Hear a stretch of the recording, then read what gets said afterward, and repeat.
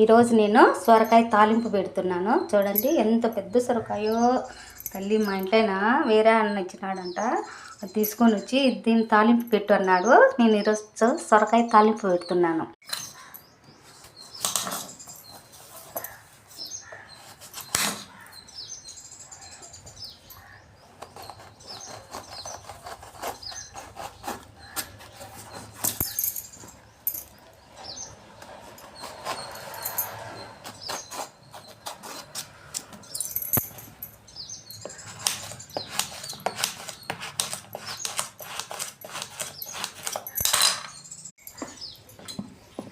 తొక్క తీస్తే మనకు కాయ బాగా మెత్తగా ఉడికిపోతుందండి. బాగా నూనెలోనే వేయించాలి దీన్ని.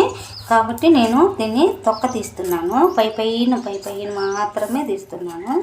పై తొక్క తీసేస్తున్నాను.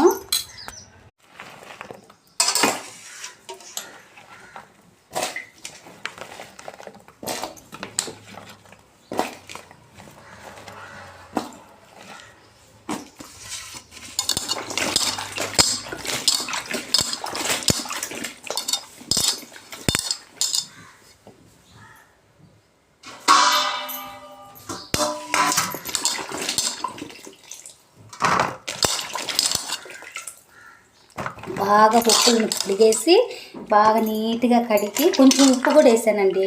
వేరుశనగ పప్పులు వేసుకున్నాను. తాలింపు వేరుశనగ పప్పులు వేస్తేనే సొరకాయ తాలింపు సూపర్గా ఉంటుంది. మళ్ళీ వచ్చేసి ఒట్టిమిరపకాయలు వేయించి పక్కన పెట్టుకున్నాను. దోరగా వేయించాను, పక్కన పెట్టుకున్నాను. ఇక్కడ సొరకాయను పోపు పెడుతున్నాను, తాలింపు పెట్టేస్తున్నాను. ఫస్ట్ వచ్చి మనము తిరగవాతకు వేసుకోవాలి. తిరగవాతలోనే బాగా మగ్గనియాలి. సొరకాయ మొత్తం మగ్గాలి.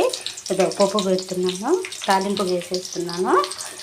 సొరకాయ తాలింపు పెడుతున్నాను నేను. ఫస్ట్ వచ్చేసి మనం నూనె, ఎర్రగడ్డలు, ఆవాలు, జీలకర్ర, కరివేపాకు వేసేసి తాలింపుకు వేసేస్తున్నాను. సొరకాయ తాలింపు పెడితేనే ఫస్ట్ వచ్చేసి ఆ నూనెలోనే మగ్గాలి. ఒప్పులు సొరకాయ ఒప్పులు కోసి చిన్న ముక్కలుగా నేను మీడియం సైజులో తీసుకొని కోసి పెట్టేశాను. ఉప్పులు మొత్తము తిరగబాతలో వేసేస్తున్నాను. సాల్ట్, రుచికి తగినంత సాల్ట్. తాలింపుకి వచ్చేసి వేరుశనగ పప్పు, తెల్లగడ్డలు, ఒట్టిమిరపకాయలు నూనెలోనే ఏం చేసానండి. ఇవి ఇంకా నేను వీటికి వచ్చి మిక్సీకి వేసి పొడి చేసి పెడతాను. కొట్టేసాను, బాగా మిక్సీకి వేసేసి పొడి కొట్టేసానండి. తాలింపు రెడీ. సొరకాయ తాలింపు రెడీ.